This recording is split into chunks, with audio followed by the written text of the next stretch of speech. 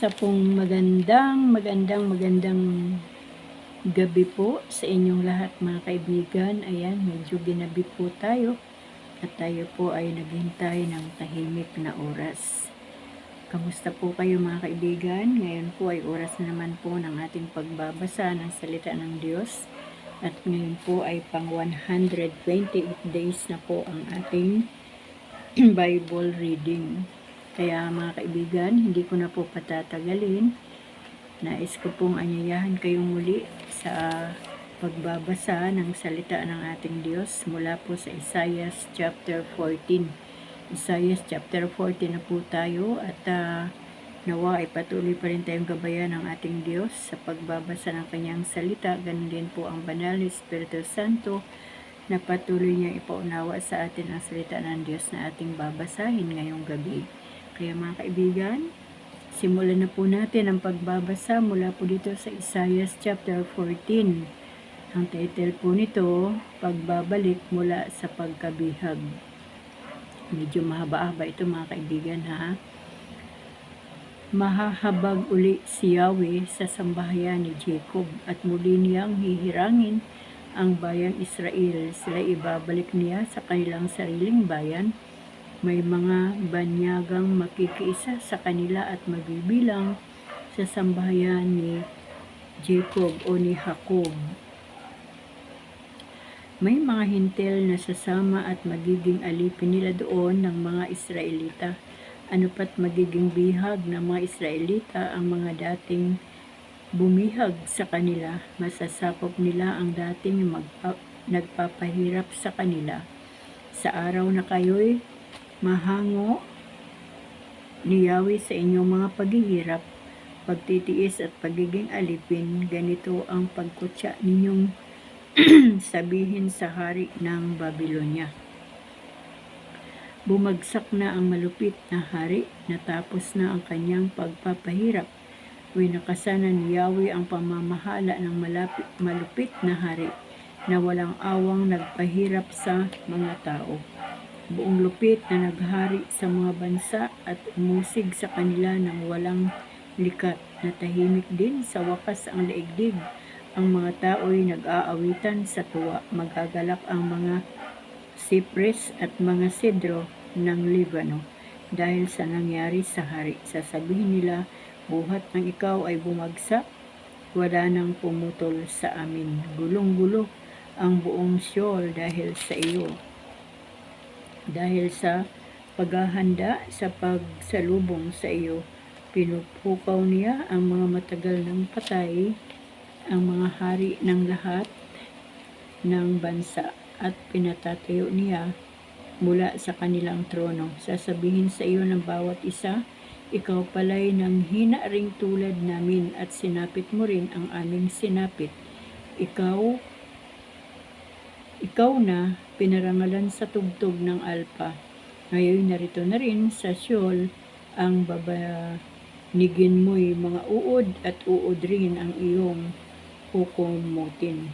Ikaw ay nahulog mula sa langit, tala sa umaga, anak ng bukang liwayway, bumagsak ka rin sa lupa. Ikaw na nagpasuko sa mga bansa. Palagi mong sinasabi, aakyat ako sa kalangitan, sa ibabaw ng mga bituin ng Diyos. Itatayo ko ang aking luklukan. Uupo ako sa ibabaw ng bundok sa hilaga, sa dakong pulungan ng mga Diyos. Aakyat ako sa ibabaw ng mga ulap, papantayan ko ang kataas-taasan. Ngunit anong nangyari? Ano't nahulog ka sa Sheol? Ano't nalibing ka sa kalalimang walang hanggan? Pagmamasdan ka ng mga patay at kanilang itatanong, hindi ba ito ang nagpayanig sa lupa, ang nagbagsak ng mga kaharian? Hindi ba ito ang sumalanta sa buong daigdig, ang nagwasak ng mga lungsod, ang di nagpalaya sa mga bihag? Lahat ng hari ng mga bansay mahihimlay sa kanya-kanyang magarang nitso, ngunit ikaw ay hindi malilibing sa iyong nitso. Itatapon kang parang sangang walang kabuluhan, ang bangkay mo ay mapapabilang sa bangkay ng mga napatay sa digmaan. Ihuhulog sa mabatong hukay, hindi tatabunan. Ikaw ay matutulad sa bangkay na tinatapak-tapakan ng tao. Hindi ka malilibing na tulad ng ibang hari sapagkat winasak mo ang iyong bansa, ipinahamak mo ang iyong bayan. Walang matitira sa mga supling ng masasamang tulad mo. Simulan na ang paglipol sa kanyang mga anak dahil sa kasalanan ng kanilang mga magulang. Hindi na sila pa hihintulutang maghari sa daigdig upang hindi na sila muling mamayani sa balat ng lupa. Babala laban sa Babylonia. Sinabi ni Yahweh, uusigin ko sila at uubusin ko ang natitira sa kanilang lahi. Papawiin ko pati ang pangalan ng Babylonia. Gagawin ko siyang isang latian, tirahan ng mga puwago, wawalisin ko siyang parang dumi. Babala laban sa Assyria. Sinabi ni Yahweh ang Diyos na makapangyarihan sa lahat, tandaan ninyo. Mangyayari ang aking balak, matutupad ang aking pasya, lulupigin ko sa aking lupain ang Assyria. Dudurugin ko siya sa aking kabundukan. Palalayain ko ang aking bayan sa pagiging alipin, aalisin ko na sila sa kanilang kahirapan. Ito ang gagawin ko sa buong daigdig. Handa na akong magparusa sa lahat ng bansa. Sino ang mga ngahas tumutol sa pasya ni Yahweh? Sino ang makapipigil sa kanya? Babala laban sa mga Filisteo. Inihayag ang hulang ito ng taong mamatay si Akas. Huwag mo munang ipagdiwang bayang Filisteo ang pagkabali ng bastong inihampas sa iyo, sapagkat sa lahi ng Ahas maaring lumitaw ang ulupong at mag-aanak ito ng lumilipad na dragon.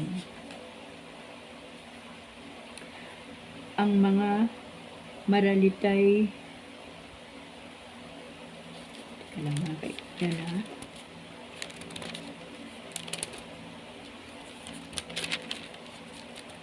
Ang mga maralitay bibigyan ko ng ikabubuhay at ang mga pulubi panatag na makapagpapahingalay. Pababayaan kong mamatay ng gutom ang iyong lahi at pilipulin ko ang matitira. Manangis ang bawat bayan, managhoy ang bawat lungsod. Manginig sa takot ang buong bansang Filisteo. Pumapailan lang ang alikabok sa dakong hilaga sapagkat dumarating ang magigiting na kawal.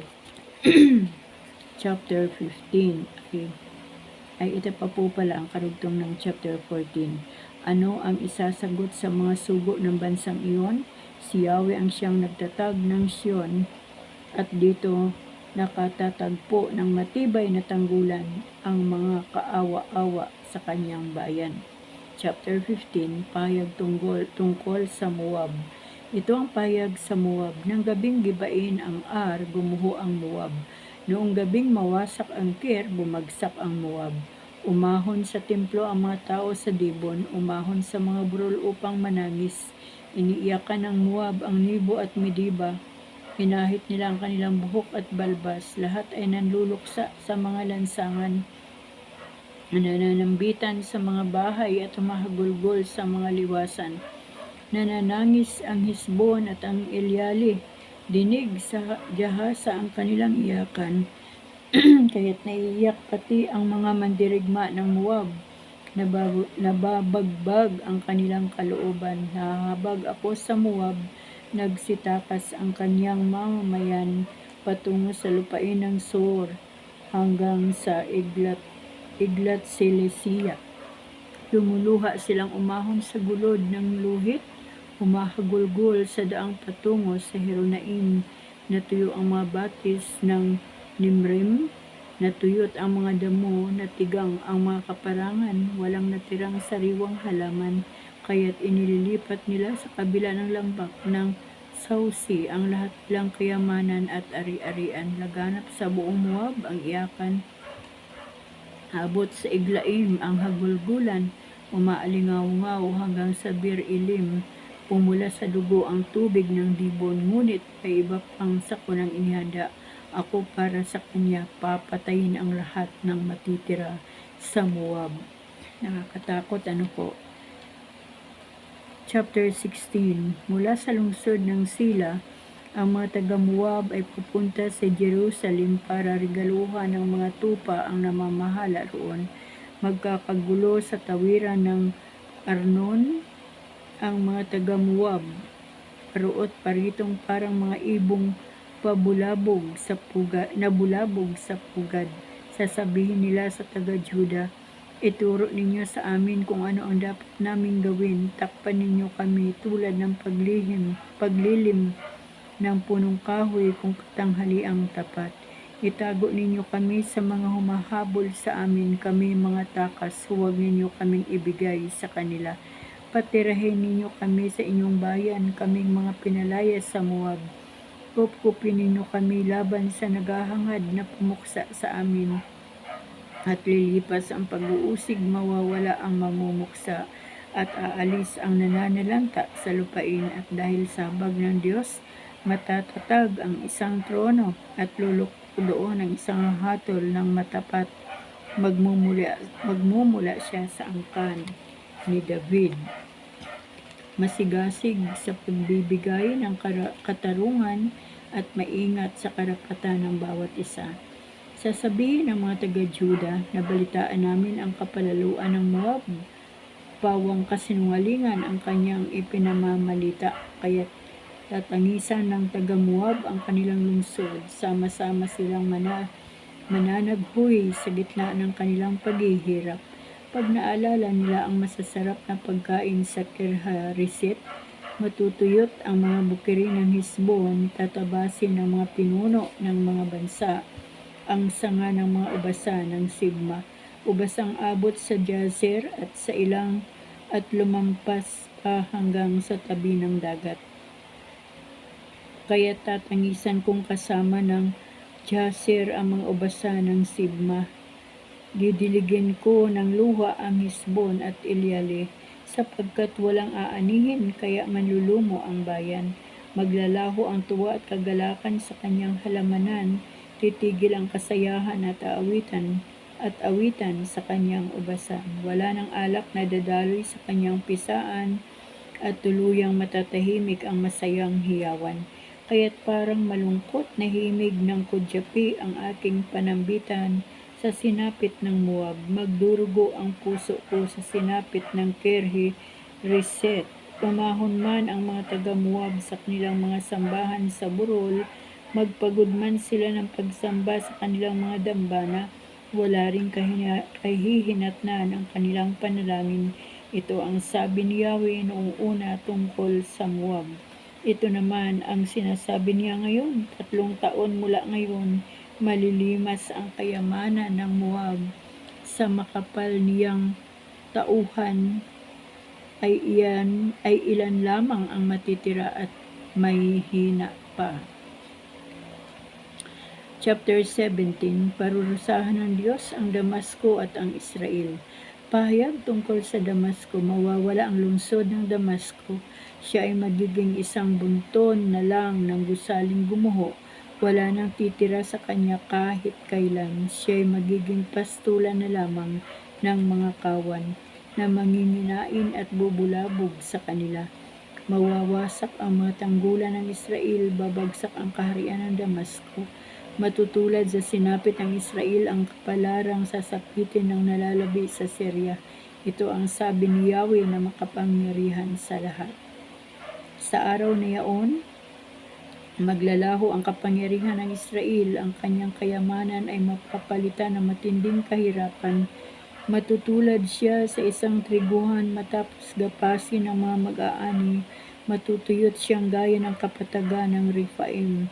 Matapos simutin ang mga mamumulot, ilan lamang ang matitira sa lahi ng Israel. Matutulad siya sa puno ng olibo matapos pitasin ang mga bunga. Walang matitira sa kanya kundi 2 o 3 bunga.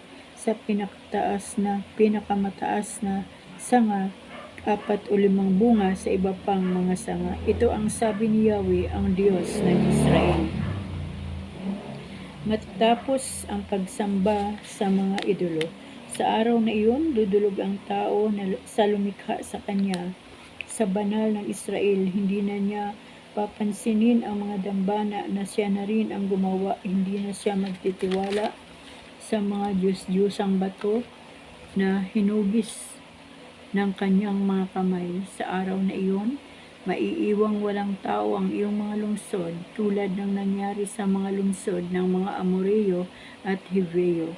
Noong dumating ang mga Israelita, kinalimutan mo ang Diyos na nagligtas sa iyo at hindi mo na naaalala ang bato na iyong kanlungan, ang pinanggagalingan ng iyong lakas. Sa halip, gumawa ka ng sagradong hardin na iyong pinaglagyan ng mga Diyos-Diyosan sa paniniwalang pagpapalain kanila. Ngunit tumubo man ang mga ito sa araw na iyong itinanim at mamulaklak sa kinabukasan, wala kang aanihin pagdating ng araw, kundi pawang sakuna at matinding kahirapan.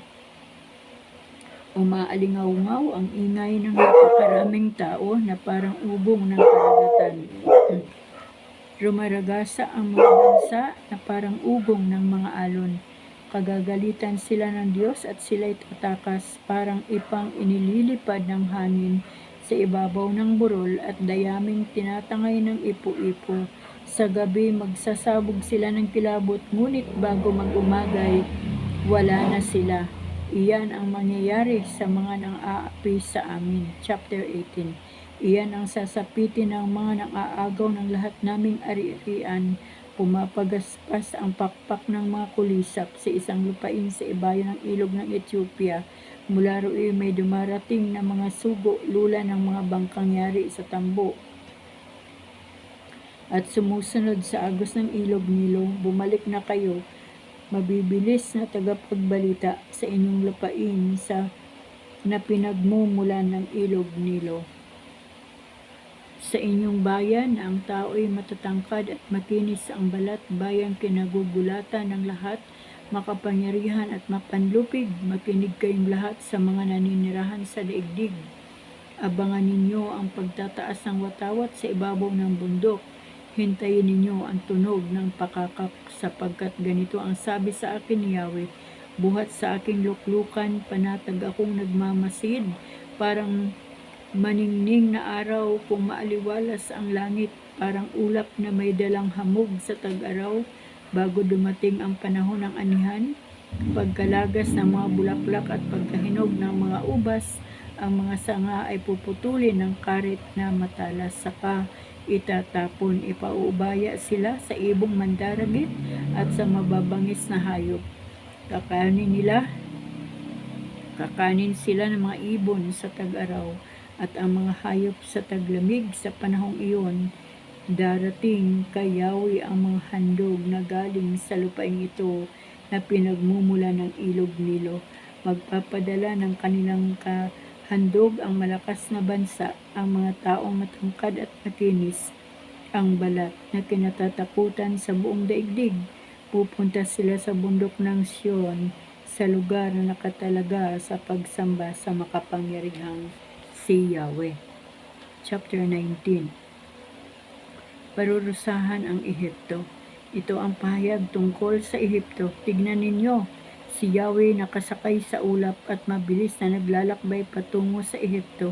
Nanginginig sa kanyang harapan ang mga Diyos-Diyosa ng Ehipto at ang mga Ehipsyo'y nanlulupaypay sa takot. Sabi ni Yahweh, paglalabanin ko ang mga Ehipsyo, maghihimagsik ang kapatid laban sa kapatid, ang kaibigan laban sa kaibigan, ang lungsod laban sa lungsod, ang kaharian laban sa kaharian. Masisiraan ng loob ang mga Ehipsyo, magugulo ang kanilang isipan, sasangguni sila sa mga Diyos-Diyosan, sa mga manggagaway, mangkukulam at manghuhula. Ibibigay ko ang Ehipto sa kamay ng isang malupit na hari. Ito ang sabi ni Yahweh, ang makapangyarihang Diyos. Matutuyo ang malawak na ilog Nilo, aalingasaw ang kanyang mga kanal, matutuyo ang kanyang mga batisan, at matutuyot ang mga tambo at mga talahib. Malalanta ang mga halaman sa pampang ng Nilo, matutuyot ang lahat ng tanim sa dalampasigan. Ipapadpad ng hangin at di na muling makikita. Malulumbay ang mga mangingisda sa Nilo, tatamis ang lahat ng namimingwit, tataghoy ang mga naghahagis ng lambat, magigipit ang mga gumagawa ng kayong lino, maghihirap ang mga nagsusulid at tumahabi, malulugi ang mga nagpapahabi, malulungkot ang mga manggagawa. Hangal kayong lahat, mga pinuno ng Suwan. Gayon din ang tagapayo ng Faraon. Pawang kabaliwan ang ipinapayo nila. Paano ninyo masasabi sa Faraon, lahi kayo ng mga pantas at ng mga hari noong unang panahon, na saan Ehipto ang iyong mga pantas? Bakit di nila sabihin sa iyo ngayon ang plano ni Yahweh tungkol sa iyo? Baliw ang mga pinuno ng Suwan at Memphis. Ang Ehipto'y nililinlang ng kanyang mga pinuno. Ginulo ni Yahweh ang kanilang pag-iisip dahil sa kanila'y pamali-mali ang hakbang ng Ehipto. Animoy lasing, napasuray-suray at nagsusuka habang daan. Walang magtatagumpay na panukala ang Ehipto, walang maitutulong ang mga pinuno o karaniwang tao. Pagbabalik loob ng Ehipto at ng Assyria sa araw na iyon, ang mga Ehipsyo magiging parang babaeng hindi makapagsalita sa tindi ng takot pagkakitang nakaamba sa kanila ang kamay ni Yahweh, ang makapangyarihan sa lahat. Katatakutan ng mga Ehipsyo ang Juda. Marinig lamang nila ang pangalan nito ay maiisip na nila ang ipaparusa sa kanila ni Yahweh. Sa araw na iyon, 5 lungsod sa Ehipto ang gagamit ng wikang Hebreo. Manunumpa sila sa ngalan ni Yahweh. Isa sa mga ito'y tatawaging lungsod ng araw. Ipagtatayo ng isang dambana si Yahweh sa Ehipto, gayon din ng isang bantayog na haliging bato para sa kanyang karangalan sa hanggahan ng lupain. Ito'y magiging isang palatandaan na si Yahweh ay naroon at sila'y bibigyan niya ng tagapagtanggol kailanmat sila'y dudulog sa panahon ng pag-uusig. Magpapakilala si Yahweh sa mga Ehipsyo at siya na may kanilang kikilanlin. Sasambahin at hahandugan, gagawa sila ng mga sinumpaang pangako kay Yahweh at ito'y kanilang tutuparin. Bagamat parurusahan ni Yahweh ang mga Ehipsyo, sila na may kanyang aaliwin. Dudulog sila kay Yahweh at sila'y kanyang diringgin. Sa araw na iyon, magkakaroon ng daan buhat sa Ehipto patungo sa Assyria.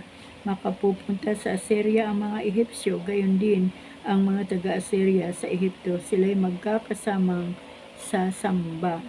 Sa araw na iyon, ang Israel ay mapapantay sa Ehipto at Assyria at sila'y magiging pagpapala sa buong daigdig. Wiwikain niya sa araw na iyon, pagpapalain kita Ehipto na aking bayan, Assyria na aking itinatag, at Israel na aking hinirang. Chapter 20. Nang taon na ang Asutoy salakayin at lapigin ng general na ipinadala ni Haring Sargon ng Assyria, nagbigay ng babala si Yahweh sa pamamagitan ni Isaias na anak ni Amos. Sinabi niya kay Isaias, hubarin mo ang iyong damit na sako at mag-alis ka ng panyapak. Gayon nga ang ginawa ni Isaias at lumakad siyang hubad at walang sapin sa paa. Pagkatapos, sinabi ni Yahweh, ang lingkod kong si Isaias ay 3 taon nang naglakad ng hubad at walang sapin sa paa bilang larawan ng Ehipto at Ethiopia. Bibihagi ng hari ng Assyria ang mga Ehipsyo at mga Ethiopia. Matanda't batay kakalad ka ring hubad at nakayapak, laking kahiya ng Ehipto at sila'y nanlulumo at masisiraan ng loob dahil sa nangyari sa Ethiopia na kanilang inaasahan at sa Ehipto na kanilang ipinagmamalaki. Sasabihin ng mga naninirahan sa baybaying iyon, tignan ninyo ang nangyari sa mga bansang aming inaasahan. Sa kanila pa naman kami dumulog upang maligtas sa hari ng Assyria. Sino ngayon ang magliligtas sa amin? Chapter 21. Ang pagbagsak ng Babylonia. Pahayag tungkol sa kapatagan sa tabi ng dagat. Parang ipo-ipong dumarating mula sa ilang ang pagkawasak ng isang malupit na bansa. Nakita ko ang isang pangitaing puno ng kataksilan at kapahamakan. Hukbo ng ilam, sumalakay ka. Media, kubkubin mo ang mga lungsod. Wawakasan ko na ang pagpapahirap ng Babylonia. Dahil dito, pinagharian ako ng takot, nakadama ako ng matinding hirap. tulad ng isang babaeng nanganganak. Takot na takot ako, di ko malaman ang gagawin. Ang pananabik ko sa takip silim ay nauwi sa pagkasindak. Sa aking pangitain ay may malaking piging. Nakalatag na ang alpombrang upuan ng mga panauhin. Sila'y nagkakainan at nag-iinuman. Biglang narinig ang isang utos. Tindig kayo mga pinuno at ihanda ang mga kalasag sapagkat ganito ang sabi sa akin ni Yahweh. Lumakad ka na at maglagay ng bantay na magbabalita kung ano ang kanyang nakikita. Kung makakita siya ng mga kawal na kabayuhan na dumarating na dala-dalawa, mga kawal na nakasakay sa asno at kamilyo, manmanan niyang mabuti. Sumigaw ang bantay, nasa tore po, ako maghapot magdamag. Walang ano-ano'y nagdatingan ang mga kabayuhan, dala-dalawa at may sumigaw. Bumagsak na ang Babylonia at nagkadurog-durog ang kanyang mga Diyos-Diyosan. Bayan ko, matagal nang ikaw ay tila trigong ginigiik. May magandang balita ako sa iyo mula kay Yahweh, ang makapangyarihang Diyos ng Israel. Ang hula tungkol sa Edom. Hula tungkol sa Edom. May tumatawag sa akin mula sa Edom. Bantay, anong oras na? Matagal pa ba ang gabi? Sumagot ang bantay. Mag-uumaga na, ngunit sasapit na uli ang gabi. Magtanong kayo kung gusto ninyo, bumalik kayo uli. Ang hula tungkol sa Arabia. Hula tungkol sa Arabia, kayong mga taga-Didan na naglalakbay sa mga ilang ng Arabia. Bigyan ninyo ng inumin ang mga nauuhaw. Kayo naman mga taga-Tema, salubungin ninyo at pakainin ang mga takas sapagkat tumatakas sila sa tabak at panang nakaamba. Lumalayo sila sa mahigpit na labanan. Ganito ang sinabi sa akin ni Yahweh, 1 taon mula ngayon ay magwawakas ang kapangyarihan ng angkan ni Kedar. Iilan lamang sa magigiting niyang kawal ang matitira, sapagkat ganyan ang plano ni Yahweh na Diyos, ang Diyos ng Israel. Chapter 22. Ang hula tungkol sa Jerusalem. Hula tungkol sa lambak ng pangitain. Anong nangyari sa iyo? Bakit nagdiriwang sa bubong ang iyong mga mamamayan? Lungsod na di magkamayaw sa pananabik, ang mga anak mong nasawi ay di sa labanan namatay. Nagsitakas ang iyong mga pinuno, ngunit nahuling walang laban. Ang lahat mong magigiting ay nabihag din, kahit nakatakas na sa malayo. Kaya nga ang sabi ko, pabayaan ninyo ako. Huwag na kayo magpumilit na ako'y aliwin. Hayaan ninyong lumuha ako ng buong pait dahil sa pagkawasak ng aking bayan, sapagkat araw ito ng kaguluhan, pagyurak at pagkalito na itinalaga ni Yahweh sa lambak ng pangitain. Guho na ang mga muog at ang sigawan ng mga tao'y umaalingaw sa kaburulan. Taglay ng mga taga-Ilam ang kanilang pana at busog, sakay ng kanilang mga kabayo. Dala naman ng mga taga-Kir ang kanilang kalasag. Ang magaganda ninyong kapatagay puno ng mga karwahe, at sa mga pintuan ng Jerusalem ay natitipon ang mga kabayuhan. Wasak ang lahat ng tanggulan ng Juda. Sa araw na iyon, inilabas ninyo ang mga sandata sa taguan. Sa araw na iyon, nakita ninyo ang maraming sira ang tanggulan ng lungsod ni David. Tinipon ninyo ang mga tubig mula sa ibabang batis. Binilang ninyo ang mga bahay sa Jerusalem at giniba ninyo ang ilan upang gamitin ang mga bato sa pagpapatibay sa muog ng lungsod. Gumawa kayo ng tipunan ng tubig sa pagitan ng dalawang muog at pinuno iyon ng tubig mula sa itaas na batis. Ngunit hindi ninyo naisip ang lumikha na bumalangkas ng lahat sa mulat mula pa. Nananawagan sa inyo si Yahweh upang kayo'y manangis at manambitan, upang ahitin ninyo ang inyong buhok at magdamit ng sako. Ngunit sa halip, nagdiwang kayo at nagsaya. Nagkainan at nag-inuman ang katwiran ninyo. Kumain tayo at uminom sapagkat bukas tayo'y mamamatay. Ganito ang ipinahayag sa akin ni Yahweh, ang makapangyarihan sa lahat. Ang kasalanan ito'y hindi ipatatawad. Babala laban kay Sabna. Ganito ang sabi ni Yahweh, ang makapangyarihan sa lahat, puntahan mo si Sabna, ang katiwala ng palasyo. Sabihin mo sa kanya, anong ginagawa mo rito? Bakit ka humuhukay ng sariling libingang bato sa gilid ng bundok? Sino ka man ay dadamputin ka ni Yahweh at itatapon sa malayo. Dadakutin kang parang bola at ihagis sa malayong lupain, doon ka mamamatay. Sa tabi ng ipinagmamalaki mong mga sasakyan, ikaw ang nagdadala ng kahihiyan sa iyong Panginoon. Aalisin kita sa iyong katungkulan at palalayasin sa iyong kinalalagyan. Tatawagin ko sa araw na iyon ang aking lingkod, si Elikiem na anak ni Hilcias. Siya ang pagsusuotin ko ng iyong buong kasuotan. Ibibigay ko sa kanya ang iyong kapangyarihan. Siya ang magiging pinakaama ng Jerusalem at ng Juda. Ibibigay ko sa kanya ang susi ng bahay ni David. Ang kanyang buksay walang makapagsasara at walang makapagbubukas ng ipininig niya. Itatayo ko siyang parang haligi ng tolda. Itatayo ko ng matibay sa isang matatag na lugar at siya'y magiging marangal na lukulukan para sa sambahayan ng kanyang ama. Sa kanya maaatang ang buong pananagutan sa sambahayan ng kanyang ama. Ang kanyang mga kamag-anak ay sa kanya aasa parang mga sisidlan, mga kupa at palayok na nakasabit kung magagayon, wika ni Yahweh.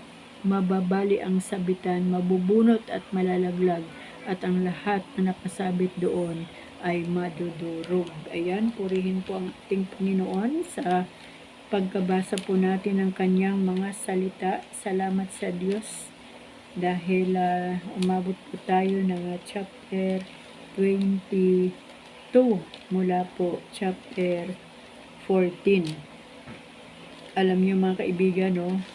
Ang ating binasa ngayon ay ang galit ni Yahweh, ang kanyang parusa sa mga bansa na talaga namang nakakapangilabot. Naalala ko tuloy, naisip ko kanina habang binabasa ko to, iniisip ko kanina ang ating bansa na talaga naman nakikita po natin sa panahon ito na kailangan ng ating bansa ang panalangin ng mga anak ng Diyos na wag mangyari sa atin yung galit ni Yahweh, dahil talagang may mga pangyayari po sa panahon ito na taliwas po sa salita ng Panginoon ang mga kaganapan at mga nangyayari sa ating bansa. Ngunit hindi po tayo kailangang humusga dahil wala po tayong karapatang humusga. Ang kailangan lang po natin ay manalangin, ilapit sa Diyos ang ating mga pinuno upang sila po ay magkaroon ng tamang kaisipan, tamang pananaw at tamang paglilingkod sa bawat Pilipino na kanilang pinaglilingkuran. Kaya mga kaibigan, ang panahon po ngayon ay panahon po ng pagbabalik loob sa Panginoon, panahon po ng pagtangis, panahon po ng pagluhod, pagpapakumbaba sa ating Diyos, upang sa ganon, kapag nakita ng Diyos na maraming tao sa Pilipinas ang lumuluhod, nagpapakumbaba at umaamin na nagkasala, ang Diyos po ay tiyak na mahahabag sa atin. Ngunit gaya nga po ng bayan ng Ninive, mula po sa kanilang pinuno, sa kanilang hari, ito po ay nag-ayuno. Pati ang mga hayop ay kasama sa ayuno. Lahat ng mga tao sa Ninive ay nag-ayuno. Kaya nung simula, kahit galit ang Panginoon sa kanila, at yun nga po si Jonas ay inutusan doon para sabihin sa mga taga Ninive na sila ay lilipulin na ng Panginoon. Ngunit nung nakita ng Diyos na mula po sa pinuno ng Ninive at lahat po ng mga taga roon, pati ang mga hayop ay nag-ayuno, naroon po ang habag ng Diyos. Kaya hindi po sila pinatay ng ating Panginoon. Nawa po ang bansang Pilipinas ay makita din ng Panginoon ang bawat puso, ang bawat tuhod na lumuluhod sa harapan ng ating Panginoon, upang hilingin na ang bansang Pilipinas ay maingatan ng Diyos, lalo na ang mga taong naririto ay patuloy na ingatan ng Panginoon at ilayo sa kapahamakan ang bansa natin. Nawa ang ating mga pinuno ay talagang magbalik loob sa Panginoon at aminin nila sa Diyos kung ano man ang kanilang mali na pamamalakad o hindi tama na pamamaraan ng pamumuno sa bansa nito. kahit man po sa ating mga sambahayan, mga kaibigan, mula po sa mga magulang, sa ama ng tahanan, na siyang binigyan ng Panginoon ng kapangyarihan para pamunuan ang sambahayan. At kung meron man pong hindi nakakagawa ng tama, ay kailangan din po natin lumuhod sa harapan ng Panginoon. Hindi lamang po yung ating bansa, higit sa lahat ang ating sambahayan. Kaya mga kaibigan, nawa ay natuto po tayo sa ating mga binasa ngayong gabi at sa inyong naririnig. At salamat sa Diyos sa kanyang gabay at patnubay sa atin habang tayo po ay nagbabasa. Kaya hanggang dito na naman po natin tatapusin ang ating pagbabasa ngayong gabi. Alam ko po na medyo late na po sa gabi ang ating pagbabasa. Ngunit alam ko naman po na marami pa rin gising at sa mga kaibigan natin sa araw ng bukas na makakakita ng aking channel. At narito na yung ating pang 128 days na Bible reading. Nawa po ay mapakinggan nyo na at makuha na po natin ang mensahe ng Diyos sa ating mga buhay. Kaya mga kaibigan, maraming salamat po sa inyong lahat. Maraming salamat sa buhay ninyo sa panahong ito na nakikinig ng salita ng Diyos. Maraming salamat sa Diyos sa inyong mga buhay at wala po talaga akong ibang dalangin kundi ang pagpalain po tayo ng Panginoon. Hindi po lamang sa mga pagpapalang material o salapi, kundi pagpalain tayo higit sa lahat sa spiritual nating pamumuhay upang sa ganoon, anong oras man dumating ang ating Diyos, madatnan po tayo na naghihintay sa Kanya na maliwanag ang ilawan ng ating pananampalataya sa Diyos. Kaya mga kaibigan, sa pamagitan po ng pagbabasa at pagkikinig ng salita ng Diyos, dito po lumalalim ang ating pananampalataya sa Panginoon. Kaya wag po tayong mapagod mga kaibigan na makinig at magbasa ng salita ng Panginoon at pagdalo sa mga gawain ng ating Panginoon. Maraming salamat po ulit sa inyo. God bless us all po at magandang gabi po sa inyong lahat.